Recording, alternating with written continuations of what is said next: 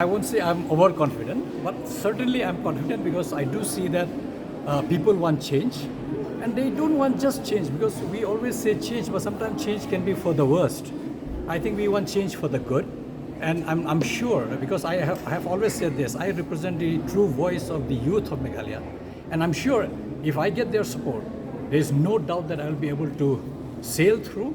And of course, I will be able to do what I need to do for them because after all, it pains me because, I have my young daughters and also a son whom I'm thinking where will they get job, let's say 5, 10 years down the line. I'm sure the same kind of concern is there with the parents. And every parent must be thinking that when I'm sending my kids to school, colleges or university, after they pass out, where will be the job? My priority will be that I find out ways and means how to create job in this state and how to increase the realm of the capability so that the looking for job should be a multi-dimensional process. It cannot be one way. So you have to really look for avenues wherever you can get jobs. And I do see that in the current dispensation and also among the leadership that we have, there seems to be very single tracked, that they see only one line.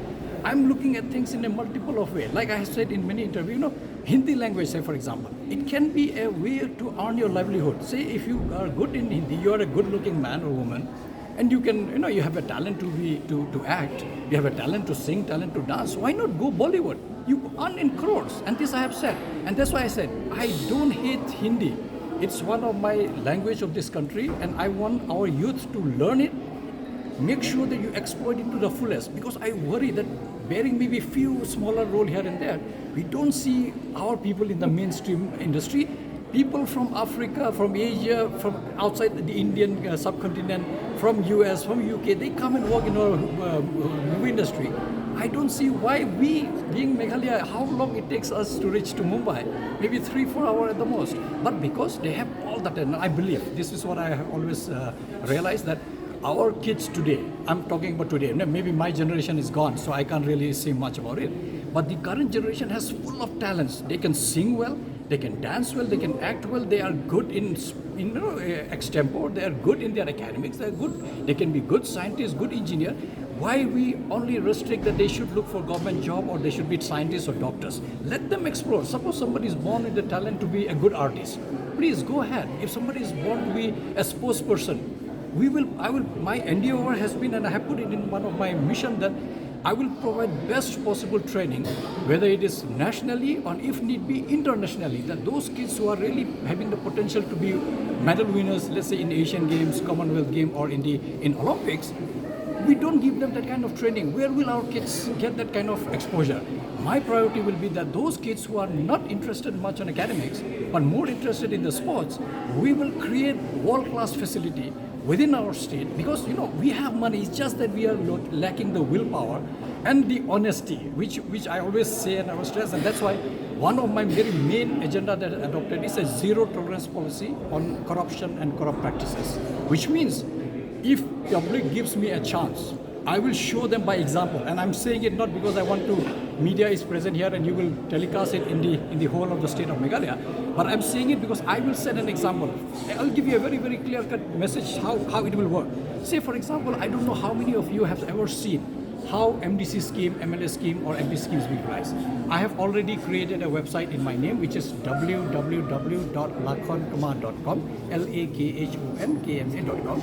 I will create one folder there if I'm elected to know from day one to the last day of the 5th year what all work I have done, what is the estimate, what is the actual cost, where is the UC, where is the photographs, where is the location. Nobody needs to file RTI in my regime. And this is what I'm saying. I cannot point fingers on all those who are existing politicians, because I come as a teacher of a university. If I don't show a new light, a new way of thinking, I think it's no point for me getting down in the field. I have come here not to really become a normal, ordinary politician. No. If it was necessary, I would have joined any party and then support any candidate or ask for a ticket. No. I have come here to show that if we think correctly, if we think like the current times, if we keep the aspiration of the youth in our mind, there is no way that we can't do better. And this I have to set an example, because I want that when the youth look at me, like today when I look at the politicians who are in existence, I don't see whom I will look up to.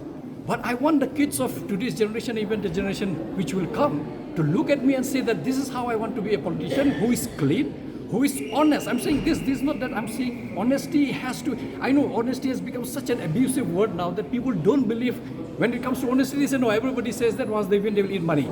I'm saying it on your face. And you will play this again and again in your YouTube channel. That when we say honesty, it begins with me. I have to set an example that how public fund is utilized penny by penny for the welfare of the people. I have no right whatsoever to take even a single penny because we are paid salary. That salary belongs to us. Everything else belongs to the public. But if I take all the money and then I become rich in, see, now suppose I am a candidate and I don't have anything. 5 years down the line, I will have multiple houses, now multiple cars, multiple flats, multiple land. Tell me, what kind of scheme is that? Tell us, public, that which kind of scheme you're investing. That in 5 years your income becomes 1,000 times higher. There is no such SIP. There is no such insurance scheme. There is no such investment that will kill. It means the politicians who are of today's time. I'm not blaming everyone. I'm very, very, very candid that I'm not generalizing, but by and large, most of them don't seem to be really bothered about the sorry state of affairs of our people.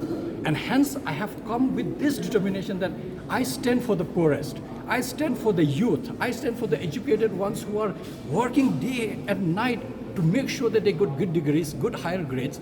But after they get their degrees, where do they go?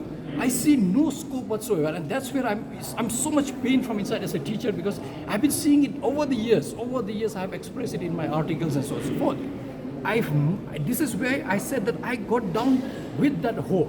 I'm not sure how far I will be able to fulfill. But if people give me a chance, if they elect me as their MP, I will set an example.